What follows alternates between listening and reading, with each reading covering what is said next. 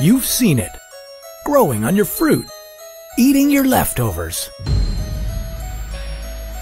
and maybe even hiding in your basement. This is mold.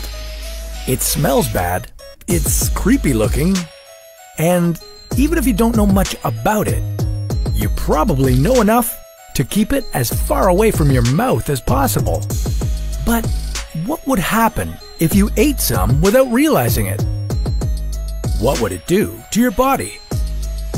And is there any situation where it could actually taste good? This is What If. And here's what would happen if you ate mold. There are up to 300,000 different types of mold, and they could affect you in very different ways. Some could ruin your day by causing nausea or diarrhea. Some could be used to make expensive cheeses. And others could nearly kill you. So how do you know which kind of mold you're dealing with?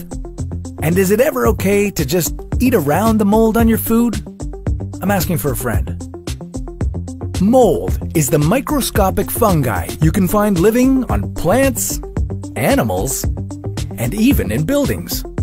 Molds form branches that are like thin threads called hyphae. These can burrow into food, something you might miss since they can be difficult to see. If you do notice mold growing on your food, your first question will probably be, should I throw this away? So we've put together a little guide to help you figure it out.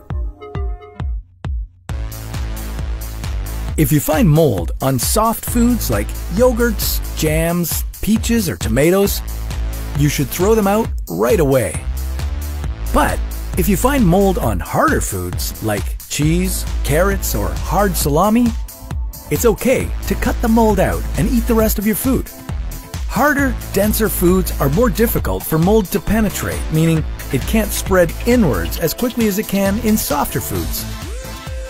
But let's imagine that you didn't have this handy guide and you ate some moldy food. What would happen to you? Well, the biggest problem wouldn't be the mold itself. It's the other things that come along with the mold that could really hurt you.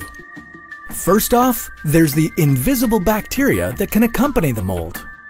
If you eat that bacteria, you would experience stomach pain, vomiting, and several urgent trips to the washroom. But that would be nothing compared to the damage that would come from eating something called mycotoxins. Mycotoxins are poisonous substances that are produced by certain strains of mold. They can be found in a variety of foods and can survive almost all kinds of food processing. There are many types of mycotoxins, about 500 to be specific. Perhaps the most dangerous variety is known as aflatoxin. Aflatoxin grows on corn and peanuts. Too much aflatoxin can cause liver damage, cancer, DNA damage, and immune system deficiency.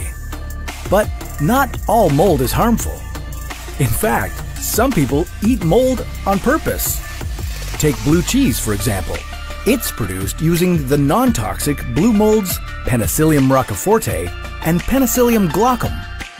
These molds have antibacterial properties that enable them to suppress pathogens. They also break down proteins, which is why blue cheese is so creamy and has a sharp flavor. Just like most things on our planet, there's more to mold than meets the eye. Sure, it can make you sick, but it's also the key to one of the most powerful antibiotics of all time, penicillin. Maybe there's another world-changing innovation just waiting to be discovered somewhere in that fuzzy blue mess. But that's a topic for another What If.